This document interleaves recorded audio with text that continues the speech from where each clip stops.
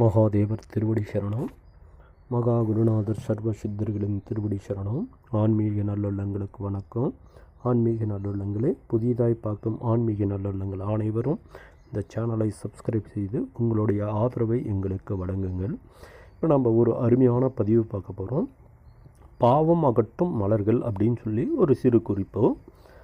வெள்ளைப்பூவால் நம்ம இறைவனுக்கு அபிஷேக ஆராதனை அவருக்கு நம்ம இறைவனுக்கு சாத்தனமா பிரம்மஹஸ்தி தோஷம் நீங்கும் அப்படின்னு ஒரு குறிப்பு இருக்குது.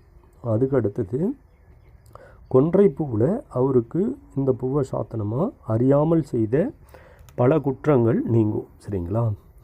அதே போன்று வெள்ளை பூக்களால் பிறருக்கு நினைத்த குற்றங்களெல்லாம், பிறருக்கு தேவையில்லாத குற்றம் ஏதாவது பண்ணியிருப்போம், அது நீங்கும், நோய் நீங்கும். சரிங்களா?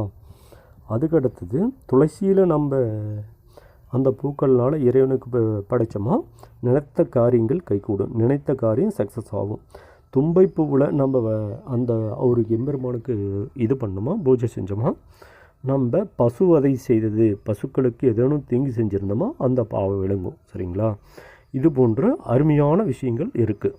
அதே மாதிரி பூஜைக்கு உதவாத மலர்கள் இருக்குது. அதில் என்னென்னா, நம்மளோட இடுப்புக்கு கீழே நம்ம அந்த மலர்களை படித்து கட்டிக்கிட்டு போகக்கூடாது. அதெல்லாம் அந்த மாதிரி செய்யக்கூடாது. ஒரு தனியாக ஒரு பையில் உடனே பறித்து அதை தனியாக போட்டுக்கணும். அந்த மாதிரி பூக்கள் தான் இறைவனுக்கு படைக்கணும். அதே போன்று பூக்கள் புழுக்கடி, அந்த மாதிரி ஏதாவது சிலந்தி, இந்த மாதிரி ஏதாவது இருந்தால் அந்த பூக்களை, அதோட பறவைகளோட எச்சம், இந்த மாதிரி எது இருந்தாலும் அந்தோட மலர்களை இறைவனுக்கு படைக்கக்கூடாது. இது பாவம். சரிங்களா?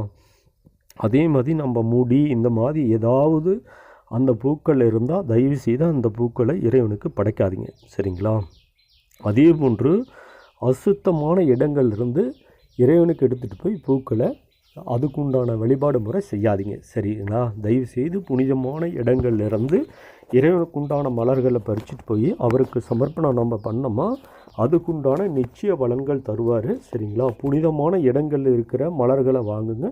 புனிதமாக இருக்கிறத அனைத்தும் இறைவனுக்கு அதோட அபிஷேக ஆராதனை செய்யுங்க. புனிதம் கெட்ட எந்த பொருளும் தயவு செய்து பயன்படுத்தாதீங்க. அது பாவச்செயல். சரிங்களா?